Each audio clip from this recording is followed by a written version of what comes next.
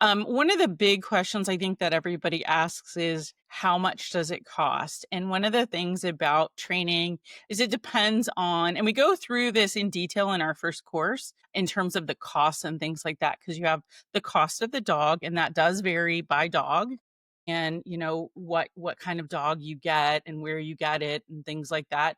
But then you also have the cost of the training. So the training that I recommend and what Kari does is training with a gluten detection trainer that it's owner training. So I did the training, but then I trained with a gluten detection trainer over Zoom, and you train either once or twice a week. So Kari, do you want to talk about costs? Training is, like Kendra said, once or twice a week for an hour. And it's basically us working over Zoom with your dog. It's different aspects of odor. That's how we train the alerts. And then, well, we start with imprinting and then we train the alerts. And I also do public access. So we train over Zoom. It depends on how many sessions you have per week, but it varies from 250 a month to 600 a month right now, just depending on how many sessions you have. That makes it a little more affordable. I know it's not super affordable. It's if instead of getting a dog like whatever $25,000 dog that's already finished and having to come up with that money, you can pay it over time. You can pay it monthly. It makes it a little bit easier for the people that do it. That's how I did it. That's how Kendra did it. And then, of course, the cost of the puppy, just depending on how much your puppy costs. And then, of course, vet bills and all that. The training itself is $600 or less per month, basically. Yeah, yeah. And then you have extra costs. You have to feed a gluten-free diet, so that is a more expensive diet, but that's not out of line with what you would do if you had a pet.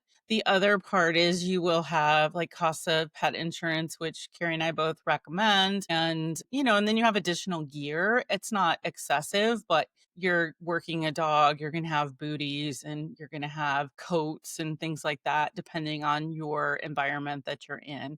So the one thing that I do want to point out, because we talk about the differences in training, there are institutional programs where it's like somebody is making the dog and training the dog for you, and you get the dog.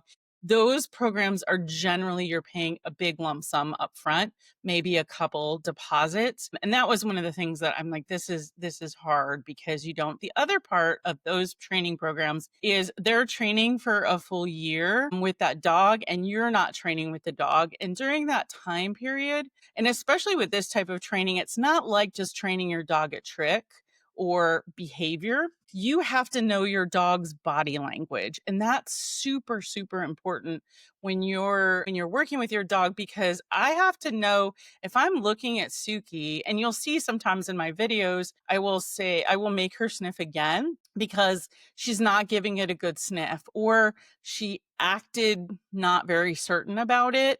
And that's body language, and you can only learn that by knowing your dog really well. And even early on, you didn't know. I mean, I think now, I mean, Suki's 5 years old, and it's 2 years to train the dog. That's kind of what it works. Sometimes it's a little more, sometimes it's a tiny bit less, but you get better as you go and the more confidence you have, because it's a hard thing. You're trusting this dog with your health. If she alerts wrong, which she can, she's a dog, she can make mistakes, but that's up to me also to see, is she really sniffing? Is she doing it? Do I have confidence in her giving that motion? And if I don't, then I need to put that food aside and have her check again. And if you don't know how to read your dog, you're not going to be an effective team.